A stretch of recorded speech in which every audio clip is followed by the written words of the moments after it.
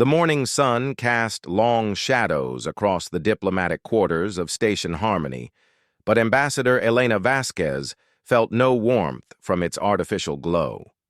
She stood before the massive viewport, watching the sleek Zephyrian warships maintain their aggressive formation around the neutral station. Their hulls gleamed like silver daggers pointed at humanity's throat. "Ambassador, the Zephyrian delegation has arrived," her aide whispered behind her. The young man's voice carried barely contained fear. Everyone knew what this meeting meant. After 6 months of escalating tensions, the Zephyrian Empire had finally issued their ultimatum: surrender the contested mining worlds or face total war. Elena turned from the viewport, her diplomatic robes rustling softly. She had spent 30 years negotiating with alien species, but never under circumstances like these. The Zephyrians were not known for mercy. Their empire had swallowed dozens of civilizations, leaving behind only radioactive husks and cautionary tales whispered in the dark corners of space. "How many ships did they bring?" she asked, though she already suspected the answer would be troubling. 47 battlecruisers, Ambassador, and those are just the ones we can see." Elena's stomach tightened. Humanity's entire defensive fleet numbered barely 20 ships, most of them converted cargo vessels with hastily mounted weapons. The mathematics of destruction were simple and brutal. The conference room doors slid open with a soft hiss, and the Zephyrian delegation entered. Admiral Krixtal led the group, his 4 arms moving in the ritual gestures of diplomatic greeting. His species stood nearly 8 feet tall, with chitinous exoskeletons that gleamed like polished obsidian. Multiple compound eyes reflected the room's lighting like fractured rainbows. "Ambassador Vasquez," Admiral Krixtal spoke through his translation device, his natural clicks and whistles converted into cold, mechanical words. "We appreciate your willingness to discuss terms." Elena gestured to the chairs that had been specially designed for Zephyrian physiology. "The pleasure is ours, Admiral. Though I confess, the circumstances could be more pleasant." As they settled into their seats, Elena noticed the way the Zephyrian guards positioned themselves near the exits. Their weapons remained holstered, but their intent was clear. This was less a negotiation and more a formal surrender ceremony. "Let us dispense with pleasantries," Admiral Krixtal continued. "Your species has 36 standard hours to evacuate the Kepler mining colonies. Failure to comply will result in the complete sterilization of those worlds." The words hit Elena like physical blows. 3 million humans lived on those colonies, families who had spent generations building lives among the asteroid fields and planetary rings. The logistics alone made evacuation impossible, even if they had the ships. "Admiral, surely we can reach some accommodation," Elena began, but Krixtal raised one of his 4 hands. "The decision has been made by the Imperial Council. These worlds contain trilithium deposits essential to our expansion. Your species' presence is merely an inconvenience that will be removed." Elena felt her diplomatic training warring with her human emotions. 30 years of careful words and measured responses struggled against the rage building in her chest. "Those are not empty worlds, Admiral. They are home to millions of innocent civilians. Then you should have considered that before claiming what belongs to us." Krixtal's compound eyes glittered with what might have been amusement. "Your species is young, Ambassador. You lack the wisdom to recognize when you are outmatched." Around the table, the human delegation sat in stunned silence. Elena could see the defeat in their eyes, the terrible realization that humanity had finally encountered a problem that couldn't be solved through ingenuity or determination. But then something changed in the room's atmosphere. The station's communication system crackled to life, and a voice filled the space between them. It was human, male, speaking with quiet authority that seemed to make the very air grow heavier. "Station Harmony, this is the ISV Whisper requesting permission to dock." Elena frowned. She knew every ship in the human fleet, and there was no vessel by that designation. But before she could respond, Admiral Kriegstall had gone rigid in his chair. All four of his hands were trembling, and his compound eyes had fixed on the communication panel with what could only be described as terror. "Admiral?" Elena asked, confused by the sudden change in her counterpart's demeanor.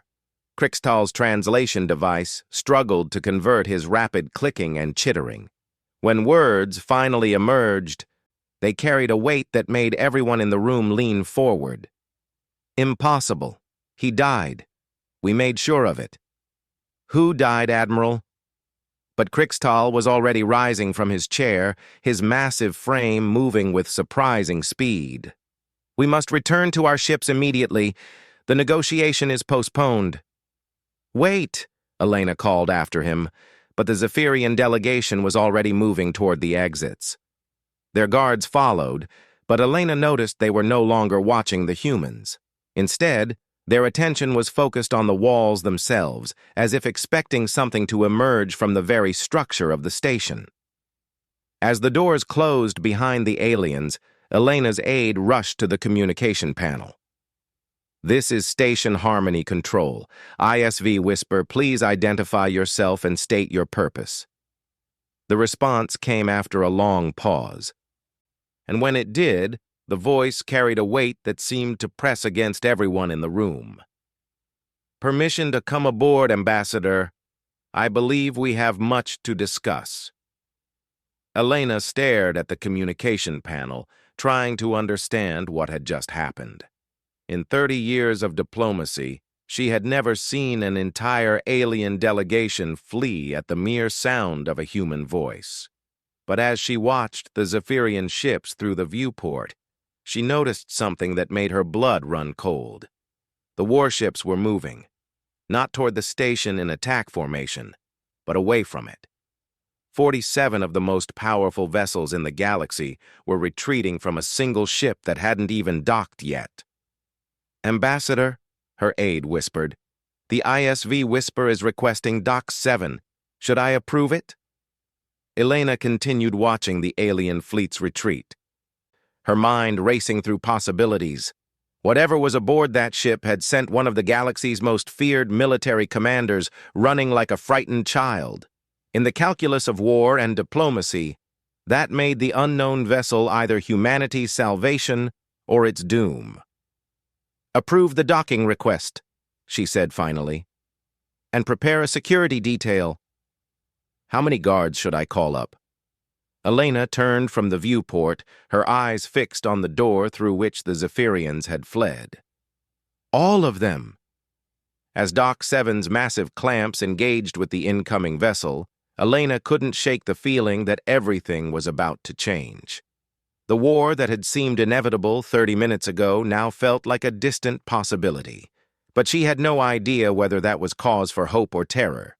Through the station's internal sensors, she watched a single figure disembark from the ISV Whisper. Human, male, moving with the careful precision of someone accustomed to being watched. He wore simple civilian clothes, nothing that would distinguish him from any of the thousands of traders, diplomats, and travelers who pass through Station Harmony every day. But as he walked through the station's corridors toward the diplomatic section, Elena noticed something strange happening around him. Conversation stopped. People turned to stare, not with recognition, but with an inexplicable sense that they were in the presence of something significant. And in the distance, growing smaller with each passing minute, the Zephyrian fleet continued its retreat. Elena straightened her diplomatic robes and prepared to meet the man whose mere presence had turned the tide of an impossible war before it could even begin. She had no idea who he was or where he had come from, but she was beginning to understand why they called him the Reaper. The man who stepped into Ambassador Vasquez's office looked nothing like a legend. Average height, maybe 40 years old, with graying hair and weathered hands that spoke of manual labor rather than warfare. His clothes were simple civilian attire, clean but unremarkable. Elena had to look twice to make sure this was the same person whose arrival had sent the Zephyrian fleet fleeing.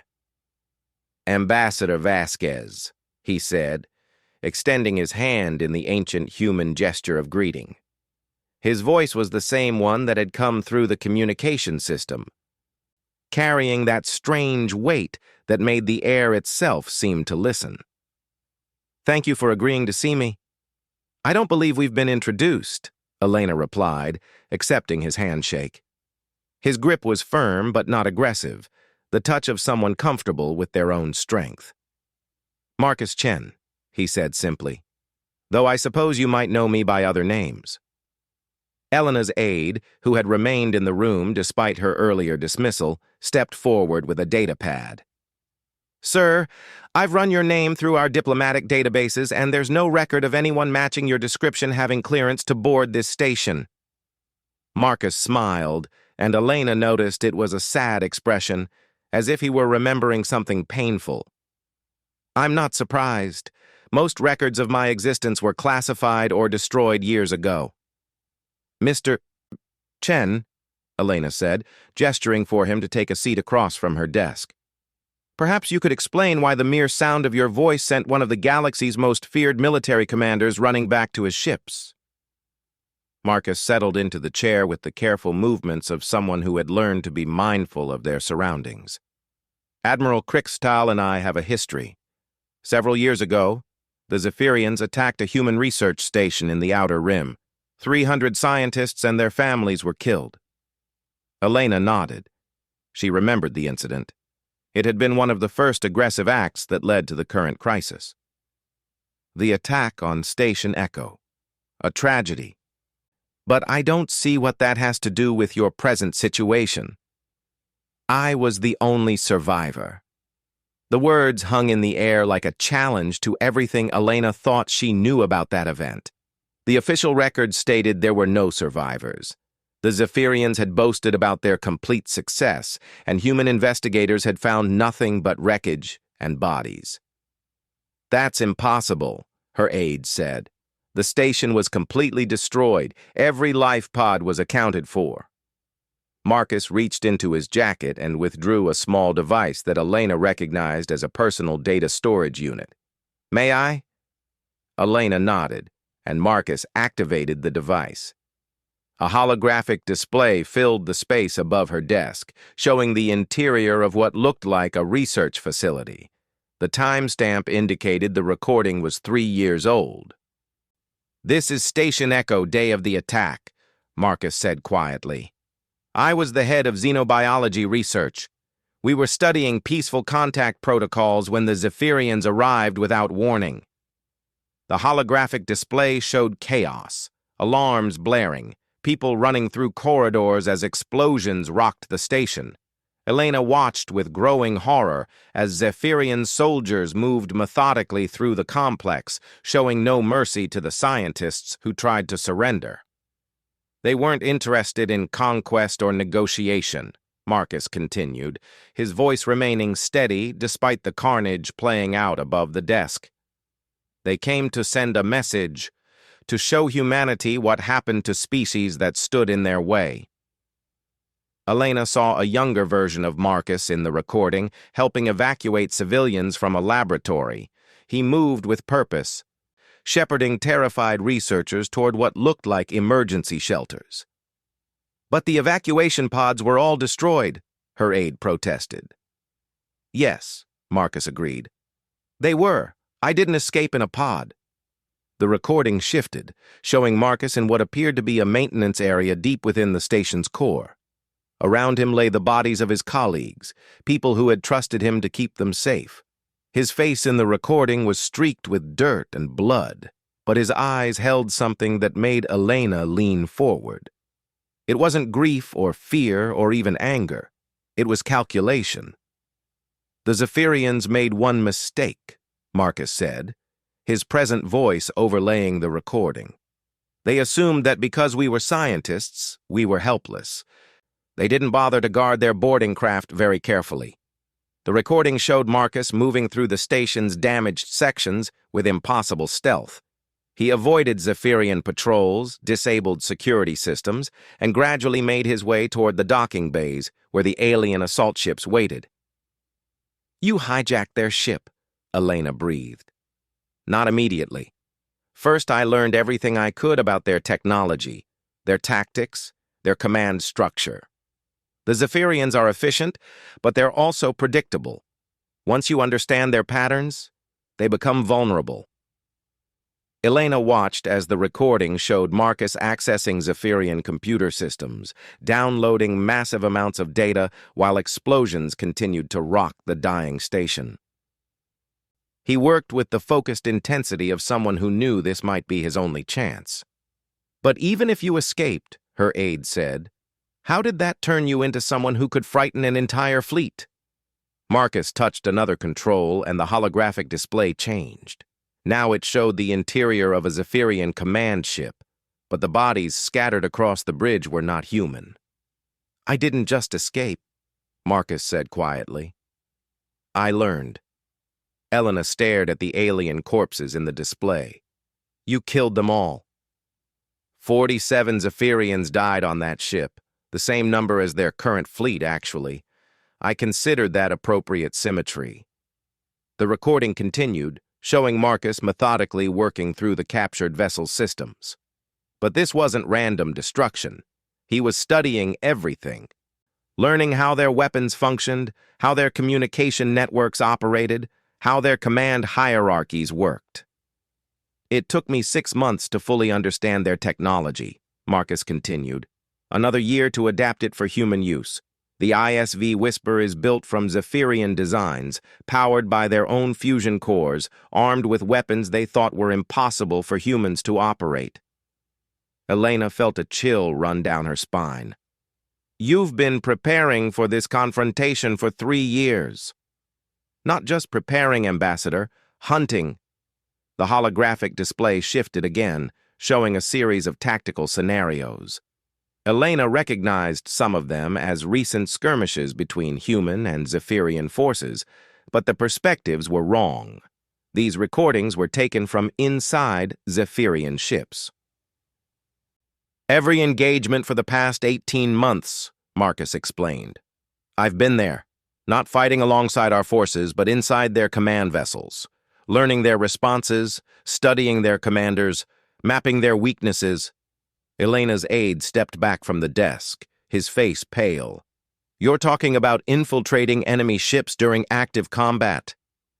"Zephyrian cloaking technology is remarkably effective once you understand its principles, and their internal security is designed to prevent external attacks, not infiltration from within." The recordings showed Marcus moving like a ghost through alien ships, sometimes sabotaging critical systems, other times simply observing. In one particularly chilling sequence, Elena watched him sit quietly in a Zephyrian command center while officers planned attacks on human colonies, making notes on a small device. "My God," Elena whispered, "you've been inside their fleet for over a year."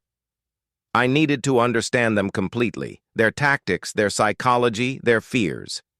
Marcus touched the control again, and the display showed Admiral Krickstahl in what appeared to be a private conversation with other Zephyrian officers. "They call me the Silent Death. In their mythology, I've become something between a ghost story and a nightmare." Elena listened as the translation system converted Krickstahl's chittering speech. The Admiral was describing impossible encounters, stories of ships found drifting with their crews dead, but no signs of battle, of critical systems failing at crucial moments, of shadows moving through corridors where nothing should exist. "You've been conducting psychological warfare," Elena realized. "Terror is a weapon, Ambassador. The Zephyrians have used it against dozens of species. I simply turned their own tactics against them."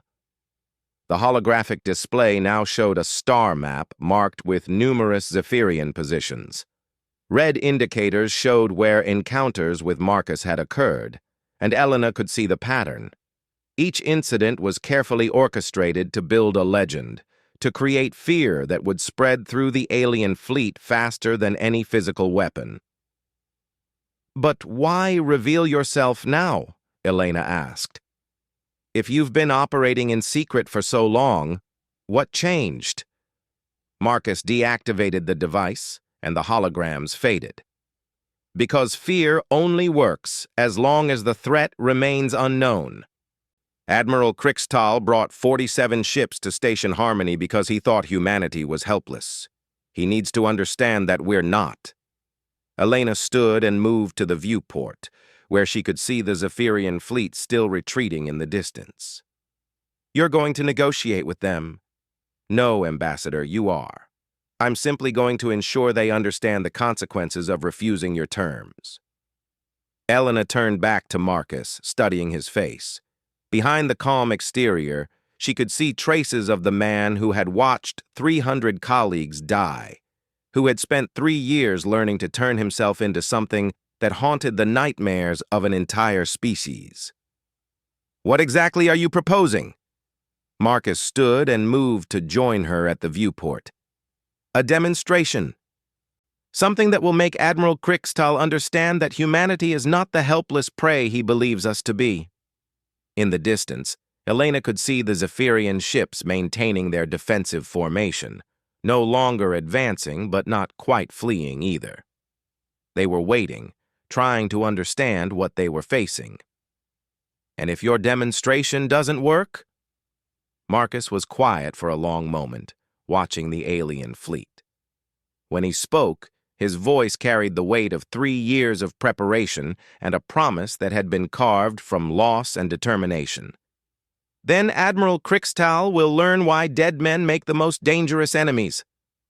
Admiral Krixtal stood in the command center of his flagship, the Eternal Dominion, watching the tactical display with 4 sets of eyes that had seen the conquest of 12 different species. But none of those previous victories had prepared him for this moment. His exoskeleton, normally a source of strength and protection, felt brittle and vulnerable. Admiral, his communications officer chittered nervously. Station Harmony is requesting resumption of negotiations. Krixtal's mandibles clicked in what humans would recognize as anxiety. How long has it been since the human vessel docked? 47 standard minutes, sir. The number sent a chill through Krixtal's nervous system. 47. The same as his fleet.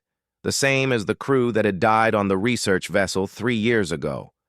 The Silent Death's obsession with numerical symmetry had become a calling card, a signature written in the corpses of his officers. Sir, the tactical officer interrupted, we're receiving a priority transmission from the human ship. It's requesting a private channel with you directly. Every instinct Krixtal had developed over 30 years of military service screamed at him to refuse. But curiosity, that fatal weakness that had driven his species to the stars, overrode his caution. Put it through, he commanded, then activated his personal translation matrix. This is Admiral Krixtal of the Zephyrian Imperial Fleet. The voice that answered was the same one that had haunted his dreams for 3 years. Calm, measured, carrying an undertone of absolute certainty that made Krixtal's 4 hearts beat irregular rhythms. Admiral, it's been too long. Impossible, Krixtal chittered. You died on Station Echo. I have the battle reports. Your battle reports were incomplete. There was something almost like amusement in the human's voice. But then, you've never been particularly thorough in your documentation. Krixtal's compound eyes swept across his bridge crew, noting how they had all stopped their work to listen. The legend of the Silent Death had spread through the Zephyrian fleet like a plague, turning hardened veterans into nervous recruits. What do you want, human? To give you a choice, Admiral. You can return to your empire and report that humanity is not the easy conquest your superiors believe it to be. Or you can continue with your current plan and discover why that would be a mistake. Krixtal's claws extended involuntarily, scraping against his command console. You speak boldly for someone commanding a single ship against an entire fleet. Do I? Let me ask you something, Admiral. How many ships in your fleet have I visited in the past 18 months? The question hit Krixtal like a physical blow. His intelligence officers had compiled reports of impossible incidents throughout the fleet. Ships found drifting with dead crews, critical systems failing during crucial moments, officers disappearing from secure areas without any trace. The official reports always found logical explanations, but the whispered conversations in the fleet's mess halls told different stories. "You're attempting psychological manipulation," Krixtal said, but his voice lacked conviction. "Am I? Perhaps you should ask Commander Vrixtel about what happened aboard the Night Striker last month." "Oh, wait. You can't. He's still in the medical bay, isn't he?" Krixtal's blood went cold. The Night Striker incident had been classified at the highest levels. Commander Vrixtel had been found in his private quarters, catatonic with terror, babbling about shadows that moved through walls and voices that spoke from empty air. The official report blamed a malfunction in the ship's atmospheric recycling system. "How could you possibly know about that?" "Because I was there, Admiral. I sat in your command briefing 2 days later when you discussed the incident with your senior staff. I heard you order the cover-up." The bridge fell silent except for the hum of environmental systems. Krixtal's crew stared at their instruments, but he could sense their fear radiating like heat from their bodies. "Prove it," Krixtal challenged, though part of him desperately hoped the human would fail to do so. "Very well. Yesterday, at 14:37 ship time, you received a priority communication from the Imperial Council. The message was delivered by courier ship rather than normal channels because it contained information about a classified weapon prototype. You were alone in your private quarters when you read it." Krixtal's 4 hands began to shake. The message had indeed arrived at that exact time, and he had been completely alone. Even his personal guards had been dismissed from his chambers. "The weapon prototype is designated Project Silence," the human continued relentlessly. "A neural disruptor designed to cause permanent psychological damage to enemy species. The Imperial Council authorized you to use it on the human colonies if conventional weapons proved insufficient." "Stop," Krixtal whispered, but the human's voice continued with implacable calm. "You've been carrying the prototype aboard your flagship for the past 6 months. It's currently stored in Secure Bay 7, under the personal supervision of your weapons specialist, Engineer Grixanar. The activation codes are stored in your personal data vault, the one you believe is impossible to access without your biological signature." Krixtal's legs gave out, and he collapsed into his command chair. Every detail was correct. Not just correct, but impossible for any outsider to know. The implications crashed over him like a tsunami of terror.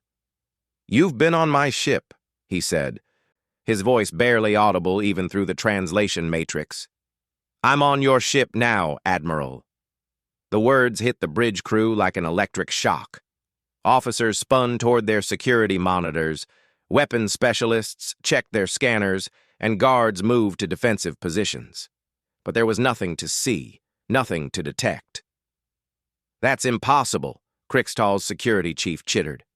"We've swept the ship twice since arriving at the station. Every compartment, every access tunnel, every maintenance shaft." The human's voice continued, seemingly coming from everywhere and nowhere at once. "Tell me, Admiral, have you ever wondered why your people developed such advanced cloaking technology?" Krixtal didn't answer, but his mind was racing. Zephyrian cloaking systems were indeed remarkably sophisticated, far beyond what most species achieved.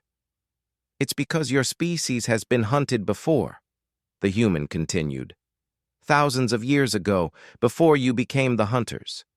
Your entire technological evolution has been shaped by the need to hide from things that stalked you in the dark." "Ancient history," Krixtal managed, but his voice carried no conviction. "Is it? What do your oldest legends tell you about the creatures that used to hunt your people? The ones that could move through solid matter, that could appear anywhere without warning, that killed without sound or struggle?" Krixtal's blood turned to ice. The Void Stalkers, were mythological creatures from Zephyrian prehistory, beings that had supposedly terrorized his species before they learned to hide among the stars. But they were just stories. Legends told to children to teach them caution. "Those are myths," he said weakly. "Are they? Or did your ancestors simply escape into space before learning what those creatures really were?" Around the bridge, Krixtal could see his crew exchanging glances. The old stories were part of every Zephyrian's childhood, tales of shadow beings that could pass through walls and appeared wherever their prey felt safest. "You're suggesting that humans are related to these mythological creatures?" "I'm not suggesting anything, Admiral. I'm demonstrating it." The lights on the bridge began to flicker, not randomly, but in a pattern that Krixtal recognized with growing horror. It was the ancient warning signal his people had used thousands of years ago, the rhythm that meant the Void Stalkers were near. "This is advanced technology," Krixtal said desperately. "Sophisticated infiltration systems." "Perhaps. Or perhaps your species was right to flee into the stars. Perhaps you were right to develop weapons capable of sterilizing entire worlds rather than face your ancient enemies in close combat." The bridge lights went out completely, plunging the command center into darkness. Emergency illumination kicked in a moment later, bathing everything in crimson light that made the Zephyrian crew look like insects caught in a predator's web. "Admiral," a voice called from the security station, "we're detecting massive system failures throughout the fleet. Ships are reporting power fluctuations, communication disruptions, and equipment malfunctions." Krixtal turned to his tactical display, watching in horror as red warning indicators spread across his entire fleet.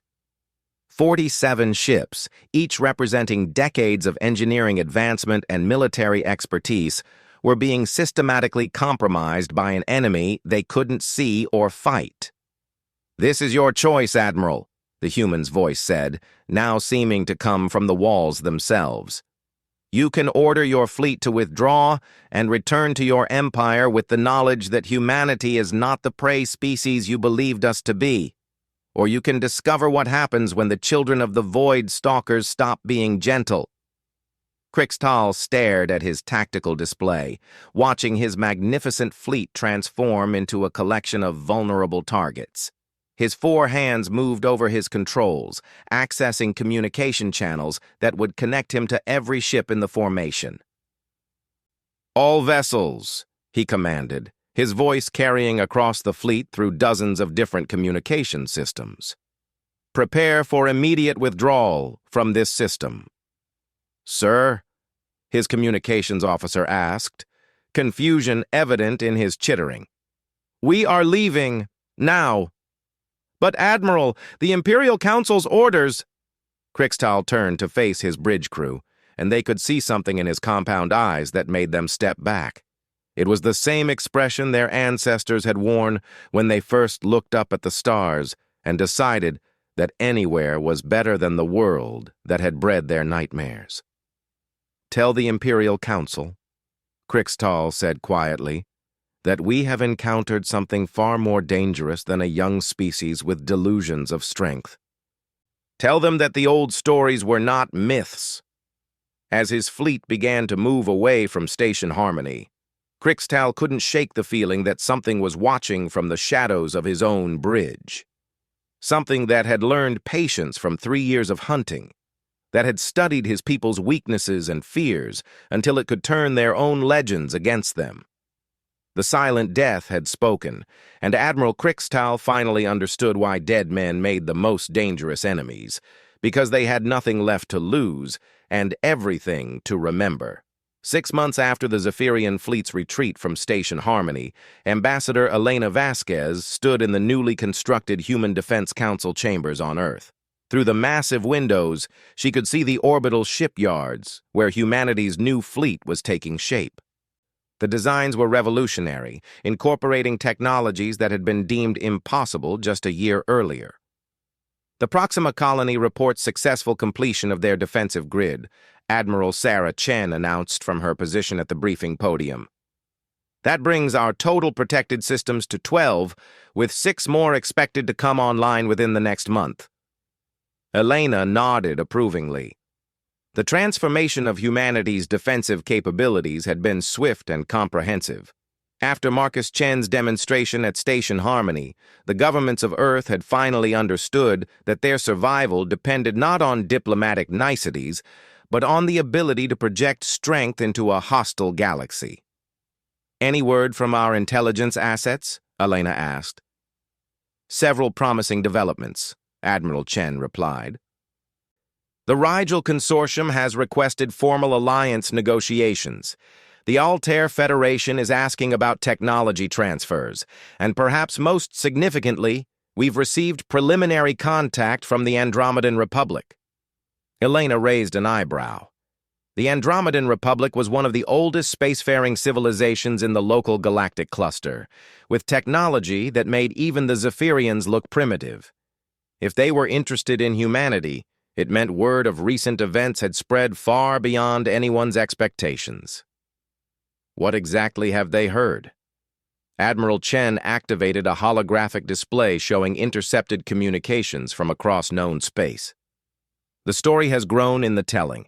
Depending on who you ask, humanity has either developed impossible weapons technology, made contact with ancient alien races, or evolved beyond normal biological limitations.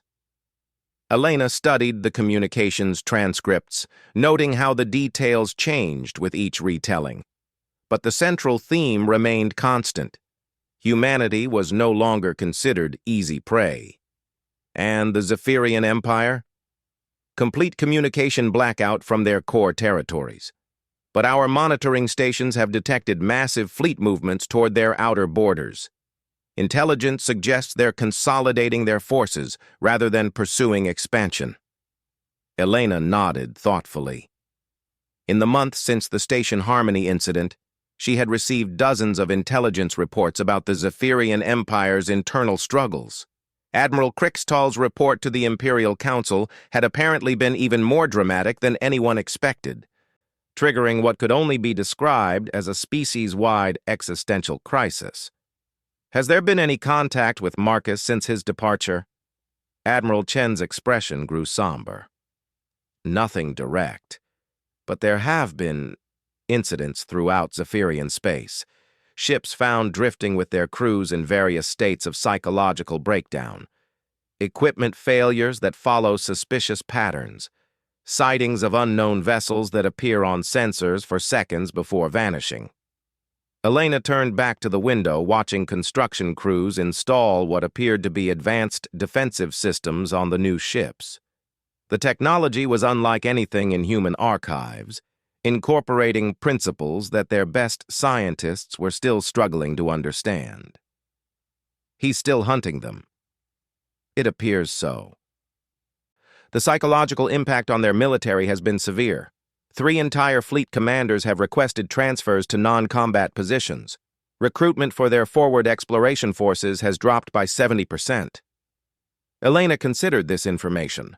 Marcus Chen had become something unprecedented in human history, a one-man strategic weapon capable of projecting power across interstellar distances. But the cost of that transformation was becoming increasingly clear. "Ma'am," a communications officer interrupted, "we're receiving a priority transmission from the ISV Whisper. Audio only." Elena felt her pulse quicken. It had been 6 months since Marcus had departed Station Harmony without explanation, leaving behind only upgraded defensive technologies and a galaxy-wide reputation that had fundamentally altered humanity's position among the stars. "Put it through." The familiar voice filled the chamber, carrying the same weight that had terrified Admiral Krixtal months earlier. But Elena could hear something new in it now, a weariness that spoke of long months spent in the cold darkness between stars. "Ambassador Vasquez, I trust humanity's new position in galactic politics is proving satisfactory." "Marcus," Elena said, relief evident in her voice. "Where are you?" "Currently 3 light-years beyond Zephyrian space. I've been following their retreat toward their core worlds. The psychological campaign has been more effective than anticipated. Admiral Chen leaned forward. What's their current status? Fragmenting. The Imperial Council is facing challenges to their authority from multiple sectors. Several colony worlds have declared independence rather than continue supporting military expansion. Their industrial production has dropped by 40% as resources are diverted to internal security. Elena absorbed this information. In less than a year, Marcus had achieved what conventional military strategists would have considered impossible: the collapse of an aggressive empire through fear alone. And the cost to yourself? She asked quietly. There was a long pause before Marcus answered. Acceptable. Elena knew that tone. She had heard it from countless diplomats and soldiers who had sacrificed pieces of themselves for the greater good. But Marcus's sacrifice was of a different order entirely. Marcus, you need to come home. Home is a luxury for people who haven't become weapons, Ambassador. What I've made of myself doesn't belong in civilized society. Admiral Chen activated her communication panel. Mr. Chen, this is Admiral Chen. You've given humanity the breathing room we needed to develop proper defenses. Your mission is complete. My mission will be complete when no species in this galaxy considers humanity suitable prey. Marcus's voice carried a finality that made everyone in the room uncomfortable. The Zephyrians were just the beginning. There are older, more dangerous things moving in the dark between stars. Elena moved closer to the communication console. What are you talking about? During my infiltration of Zephyrian command networks, I accessed their historical databases. The species they conquered weren't randomly chosen. They were specifically targeted because they possessed certain technological capabilities or occupied strategic locations. Someone has been orchestrating this expansion for centuries. The chamber fell silent as the implications sank in. If Marcus was correct, the Zephyrian Empire itself was merely a tool in some larger plan. Who's behind it? Unknown. The trail goes back over 1,000 years, but the puppet masters have been careful to remain hidden. What I do know is that humanity's emergence as a spacefaring species has disrupted their timeline significantly.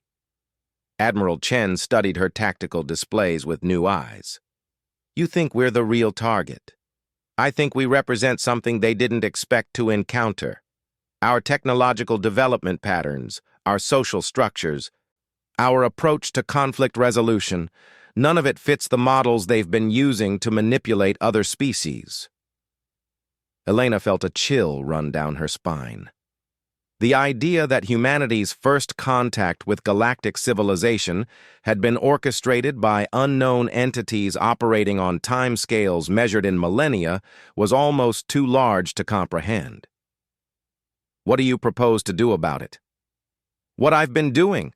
Hunt them, learn their methods, turn their own tools against them. Marcus paused, and when he continued, his voice carried a weight that spoke of decisions made in the cold darkness of space. The thing about becoming a monster, Ambassador, is that it allows you to fight monsters that diplomacy can't touch. Elena stared out at the shipyards, where humanity's new fleet was taking shape. Ships designed with technologies that Marcus had acquired through 3 years of impossible infiltration and carefully orchestrated terror. The price of their survival had been one man's willing transformation into something that haunted the nightmares of their enemies. Will we see you again? Perhaps. When this is finished. When whatever is moving in the dark has been stopped. Marcus's voice grew distant, as if he were already preparing to fade back into the shadows between stars. Tell humanity's children that they are protected. Tell them that the monsters in the dark have monsters of their own to fear.